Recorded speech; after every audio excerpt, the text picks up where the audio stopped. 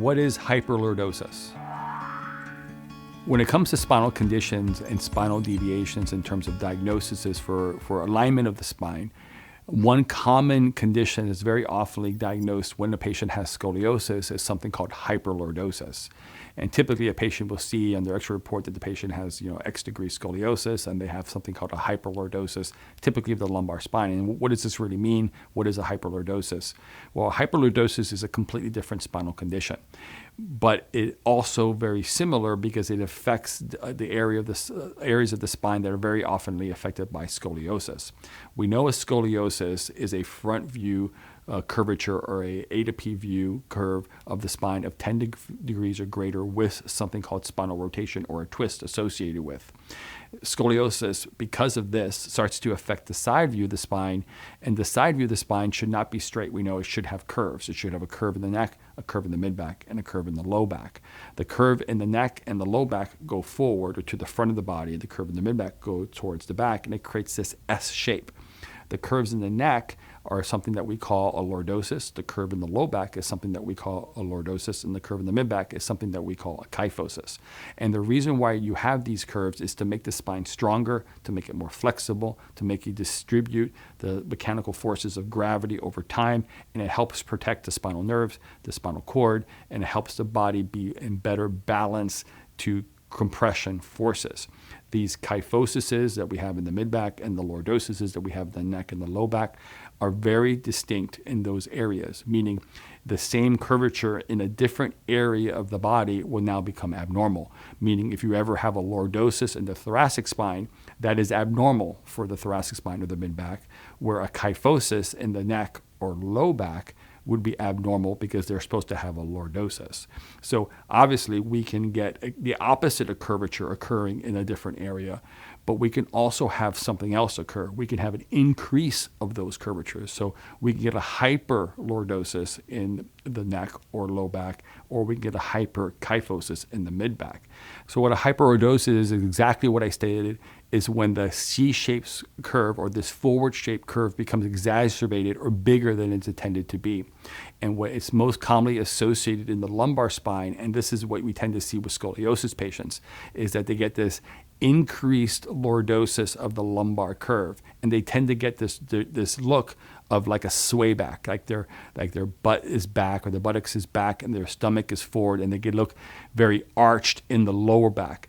This is also associated with a hypokyphosis in the thoracic spine. So they get very flat. They look very flat from the side with like their buttocks kind of swaying back.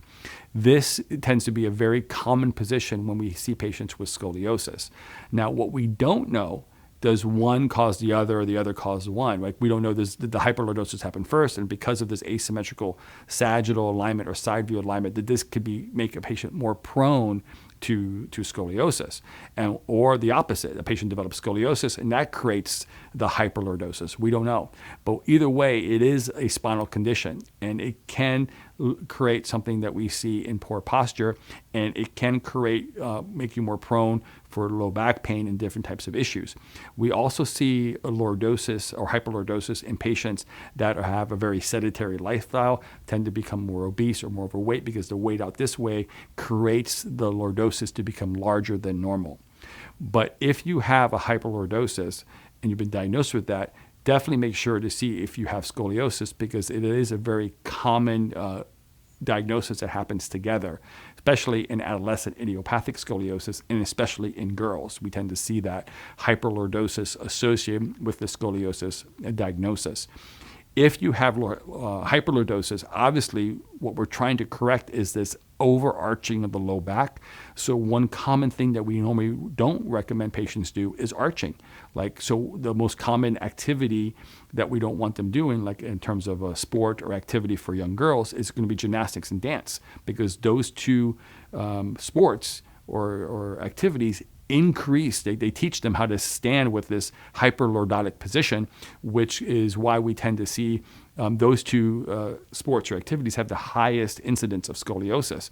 So again, we don't know why. We don't know if there's a causation factor. We just see that there is more patients that have scoliosis have hyperlordosis, and we also know more patients that are diagnosed with scoliosis tend to do gymnastics or dance, and they tend to be girls. So we don't know why. Maybe it's because girls do that, but we see this combination tends to occur. So basically, the more your spine is in proper alignment, the better it can function throughout your life and deal with gravitational forces. The side curves are just as important as the front view. So yes, we want spines to be straight from the front, but we don't want spines to be straight from the side. We want normal curvatures from the neck to the mid-back to the low back.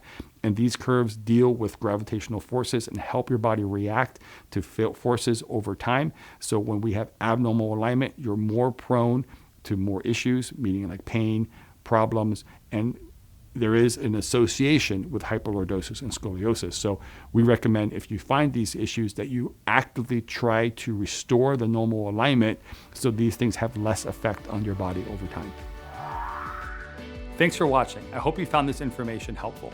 If you'd like to hear about other topics and information on scoliosis, type in the comments below and let us know. And finally, subscribe and hit the bell icon to be notified of when we publish content. Thanks.